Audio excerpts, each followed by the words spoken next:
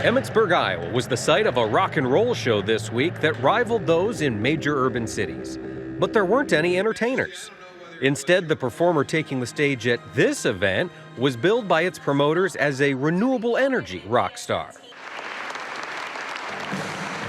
On Wednesday, Poet Advanced Biofuels and its partner, Royal DSM of the Netherlands, cut the ribbon on Project Liberty, America's first commercial-scale cellulosic ethanol plant. And Siebesma Royal DSM, which is joined with the great company Poet, is bringing that innovation here to Iowa, to Emmitsburg. And I'd like to congratulate Emmitsburg, Iowa, and the United States to have this premiere on their soil. King Willem-Alexander of the Netherlands was joined by domestic dignitaries to unveil what some believe is the next big step on the road to American energy independence. Rather than using corn kernels as its primary feedstock, Project Liberty will glean harvest leftovers of corn cobs, stalks, and leaves.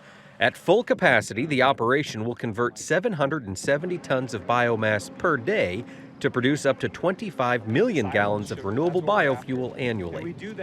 Poet relied heavily on support from its Dutch partner and assistance from state and federal agencies to build the $275 million operation. The state of Iowa and the U.S. Departments of Energy and Agriculture pumped more than $120 million into the cutting-edge facility.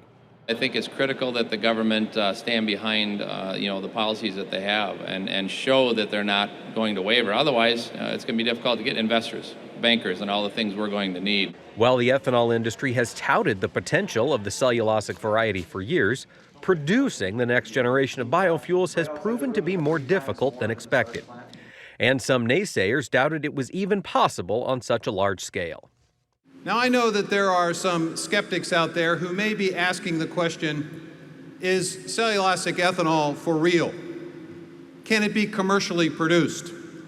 Well, I say come to Emmitsburg and see this extraordinary facility that's going to produce 25 million gallons.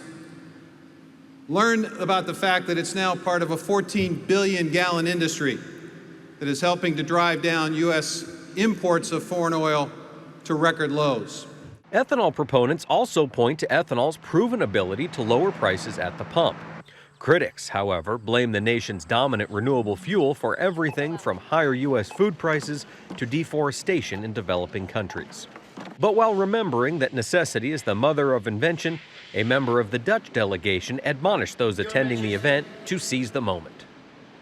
The Stone Age didn't end because we ran out of stones, but because we had a better technology, just better alternatives.